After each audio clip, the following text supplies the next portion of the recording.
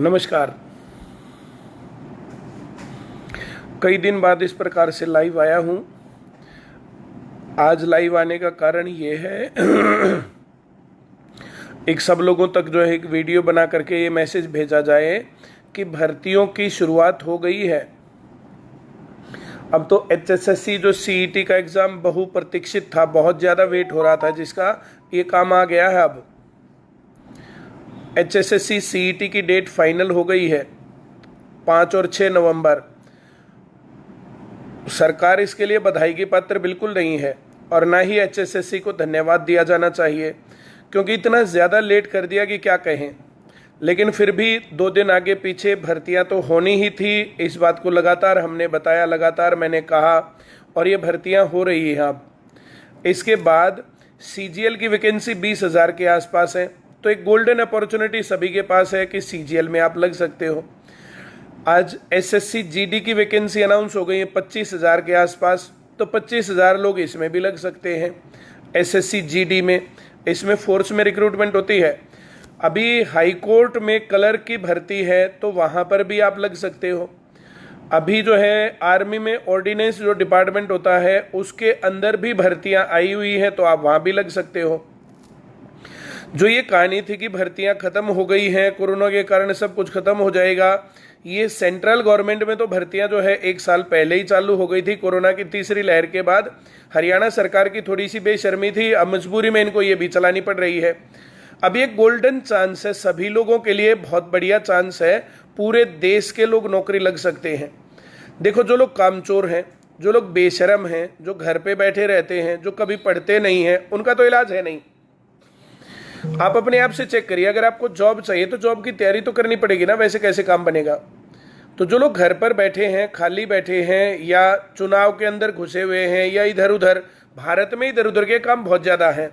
और वही 18 साल से उम्र ज़्यादा जिसकी हो गई, जिसको 12वीं पास हो गई और जॉब चाहिए, तो कुछ लोग कॉलेज में पहुँचे रहते हैं, कुछ लोग इलेक्शन में लगे हुए हैं, कुछ लोग बाकी कामों में लगे रहते हैं, पढ़ते हैं नहीं, फिर कहेंगे जॉब नहीं मिली।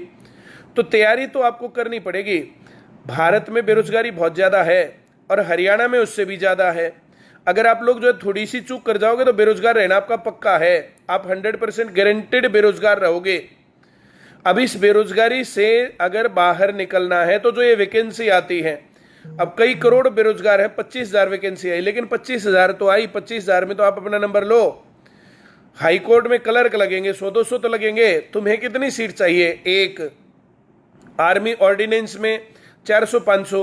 तो इस प्रकार से पूरे साल में अगर मिलाकर के बात करें तो कई लाख वैकेंसी हो जाती हैं। एसएससी ही अपने आप इस साल के अंदर 70,000 से ज़्यादा नौकरी लगाएगा।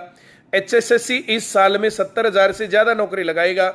तो जो ये इस प्रकार के जो नेगेटिव लोग होते हैं, नेगेटिविटी से अपने आप को बचाओ। नेगेटिविटी से बचा करके और अच्छी जगह तैयारी करो। आईसीएस सरकारी नौकरी की गारंटी आज भी देता है, पहले भी देता था। जो आईसीएस के बताए रास्ते पढ़ गया उसका सिलेक्शन हो जाएगा। और बच्चे पढ़ रहे हैं, सुबह से शाम तक पढ़ते हैं, तैयारी करते हैं, मेहनत करते हैं। बच्चे इस रास्ते पर हैं कि उनका सिलेक्शन हो जाए। गारंटी बैच बनाया, गारंटी बैच बना करके जितने बच्चे गारंटी बैच में पढ़ रहे थे, अब उनका सीईटी क्लियर होगा, गारंटेड। अब एसएससी सीजीएल का 100% रिजल्ट वाला बैच बनेगा, पहले भी बना था, अब फिर बनेगा। अब जितने बच्चे उसमें होंगे उनका फिर सिलेक्शन होगा। तो ये भर्तियां अब जो है वापस चालू हो गई हैं, पढ़ने का मौका दोबारा से चालू हो गया है। जिनको सिलेक्शन चाहिए उनको जो है अच्छे तरीके से पढ़ना पड़ेगा, सही जगह पर पढ़ना पड़ेगा। तो सभी लोग, जितने लोग इस वीडियो को देख रहे हैं, जितने लोग आपकी जानकारी में बेरोजगार हैं, सभी लोगों तक पहुंचाइए। पूरे हरियाणा में तो हर 10-15 किलोमीटर पर आईसीएस की ब्रांच है। आईसीएस में हर जगह पर पढ़ाई हो रही है। देखो, हमारी क्लास ऐप पर चलती है, लेकिन ऐप के भरोसे अगर आप बैठे हैं तो फिर गलत है।